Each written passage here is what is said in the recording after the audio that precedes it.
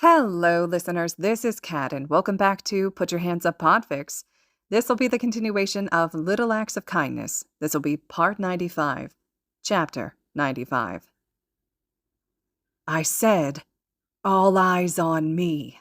Midoriya spoke, tone dark, almost twisted. The fighting came to a standstill as all the heroes looked at the green-haired boy clad in a suit.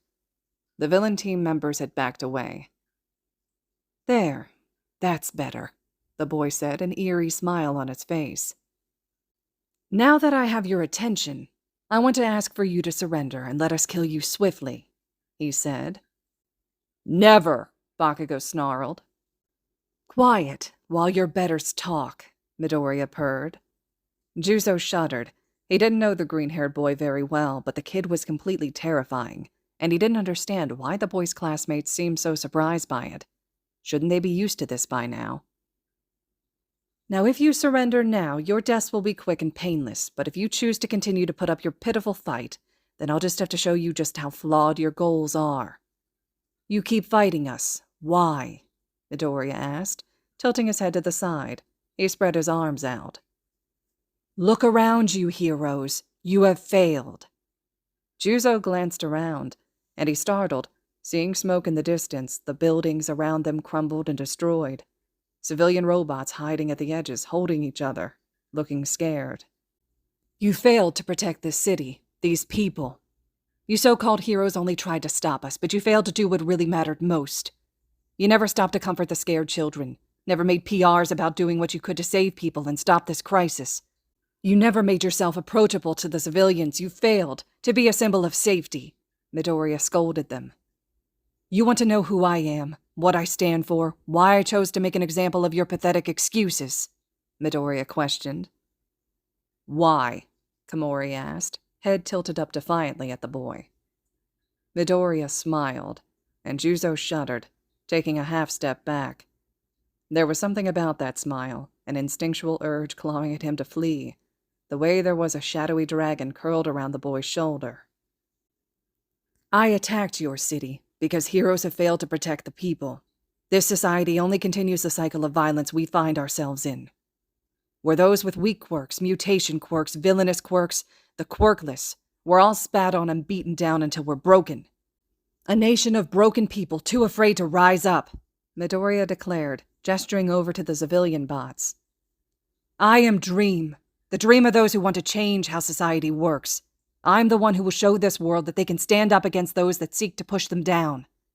I am the one who will change society. I will do everything in my power to make it so everyone is treated equally, and if that requires tearing down this city piece by piece to prove my point, I will. I can't be a hero, scorned and told I would be useless all my life. I gave up on society because your society gave up on me.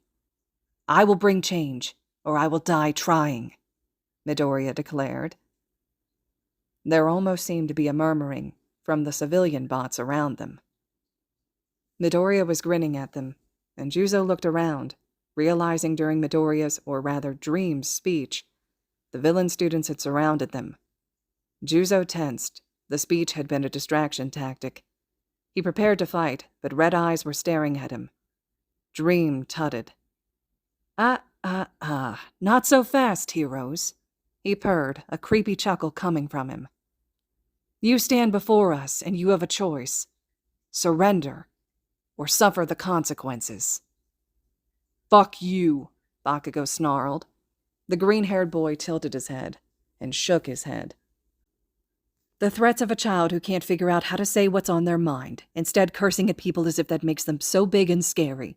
Instead, it just reveals how dim-witted they are, unable to properly articulate their words without saying fuck, shit, or damn every sentence. How pitiful. Don't worry, Kachan. Maybe in your next life you'll actually figure out how to speak properly, instead of being a growling little Pomeranian. Damn, bro, Kirishima whispered near him, looking at Midoriya with awe in his eyes. Bakugo was staring with his mouth wide open, and wide eyes. Ashido giggled. Now, does anyone want to surrender? Dream asked. Juzo shook his head, as Komori said no, and Tetsu also said no. The other boy smiled. Oh, good. We get to do this the fun way, he purred. The boy had long since blinked, eyes green, but Hananuki found himself unable to move, unable to look away from the dangerous student. If this was only an exercise, what would the villains actually be like? Would they be this terrifying? More so? If they were less terrifying, though, what did that say about Midoriya? Gather around, everyone. Now's your chance to stand up to those who have forced you down. How long have you been told that your worth was based on your quirk? He questioned, now looking out at the gathered robots. Juzo blinked. Why was Midoriya addressing the bots? It wasn't like they were programmed to do much else than react and cower, right? Everyone here has value. It doesn't matter what your quirk is. Your quirk is but a tool for you to use. Show these heroes just how strong you are. They call you weak, helpless, defenseless, useless. So come here. Show the heroes your strength. The boy called out, and a few of the robots hesitantly came forward. Juzo watched, horrified, as a handful turned into more and more, until it seemed like the entire crowd was descending on them. As he became buried in punching and kicking robots, and he struggled to break free to escape, he saw Midoriya walking away. Dream looked over his shoulder. I gave you a chance to take the quick way out. Now die a long, drawn-out death from the civilians you scorned. With that, the villain walked away, with the rest. Juzo tried to fight back, but he was also trying to not hurt the civilians too badly, but the numbers soon outweighed him, and he succumbed to the masses. Hananuki Juzo, you have been killed, Recovery Girl's voice informed, and the robot stopped attacking him. Juzo laid there, watching the chaos surrounding him. Akamori was growing her mushrooms, but the people knew to cover their mouths. The way they descended like savage beasts, and soon he was joined with Komori. Tetsu was just taking the beating, and Bakugo was blasting his way through, injuring the civilian bots. Juzo wondered if he would have points deducted, or if because the robots attacked them, they were allowed to classify them as villains.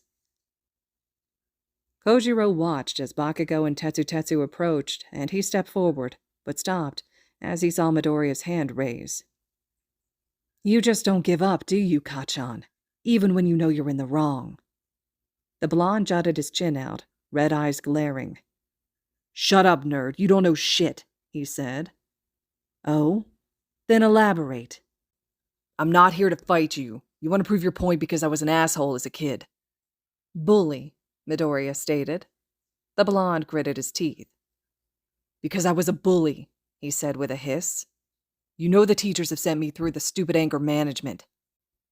For all that it seemed to help, Midoriya taunted. Bakugo's fists clenched, explosions sounding. I was wrong, he spat.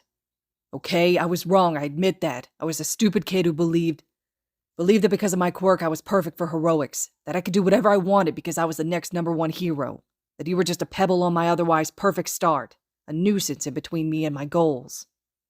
I was wrong. You're not a pebble, you're a mountain, something challenging to overcome, seemingly impossible.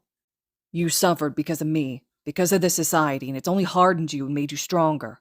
I'm still going to be the next #1 hero, but in this instance, I surrender. Midoriya stared, his green eyes widened, mouth opening and closing. What?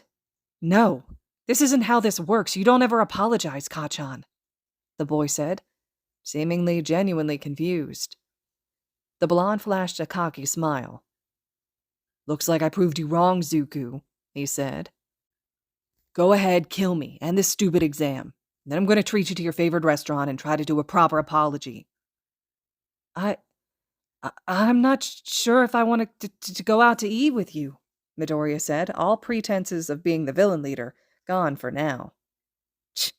Fine, but maybe at some point in the future, if you think I'm worthy of trying to apologize, Bakugo asked, something almost soft in his voice. Midoriya hesitated for the longest moment. Maybe.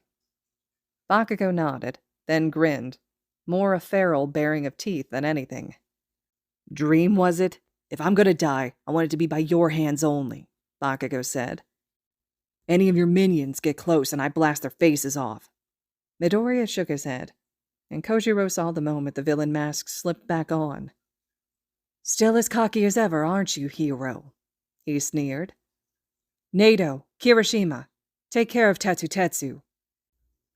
Kojiro watched as Midoriya stepped over to Bakugo, a hand wrapped around his throat, the strength enhancement quirk lighting up around the boy before Bakugo tilted his head to the side, as if his neck had been snapped. Soon Tetsu had followed, his quirk being erased now by Midoriya.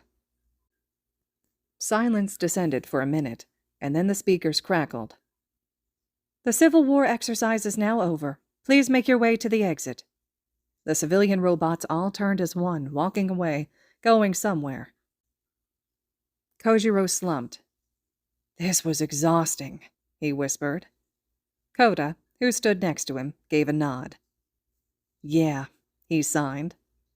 The students gathered up and made their way to the gate, Kirishima and Nato helping to carry Hananuki and Komori, who were sore and beat up from the robots. The group of remaining students made their way out of the destroyed city. Before they passed through the gate, Midoriya paused. Did you finish it, Kirishima? He asked. Kirishima cackled, and Kojiro shuddered. Yes. Go ahead then, Midoriya said. Kirishima rubbed his hands in glee and shouted, Burn, baby, burn! And Kojiro stared in wide-eyed horror as the entire city rumbled, and then exploded. What the actual fuck? Tetsu said. Kirishima grinned. We rigged the sewer systems with explosives, and we turned on most of the gases in the city. It basically turned the sewers into a giant pipe bomb, and we had a voice-activated explosive close by. Midoriya, would you like the honors? Midoriya nodded, and then said, Dreams can become reality. Kojiro watched as some of the flames seemed to turn green, while the others remained bright oranges. Sekijiro watched with wide eyes as the entire city combusted into flames. Flames which soon had sections turning green. It became that damnable smile. Midnight shuddered. Inu, I'm going to need a session with you to make sure the green smiley faces don't become traumatizing, she said, her tone half joking, half serious. Inu gave a small woof. You won't be the only one, most likely. You probably won't like seeing what some of the kids had started doing then, Nezu chirped, sounding rather cheerful over that prospect. What do you mean? Midnight asked. Midoriya's teammates have asked Yaoyorozu to create pins for them, with the green smiley face, Nezu informed.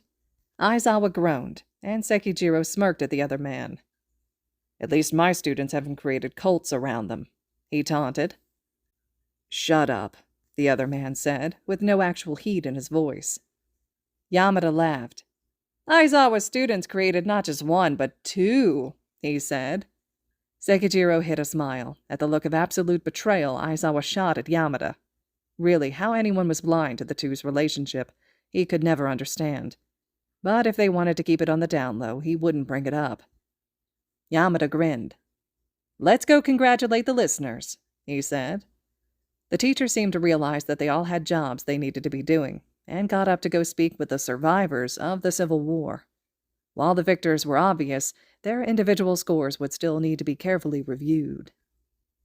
All right, listeners, this concludes Chapter 95 of Little Acts of Kindness. Chapter 96 will be up next. I hope you all are still enjoying. This was kind of getting to a place where we're wrapping up this arc, and we got to the end of the Civil War here. Izuku and Bakugo's interactions I thought were definitely a big twist in there, so let me know your thoughts or reactions to that below. And as always, thank you all so much for listening.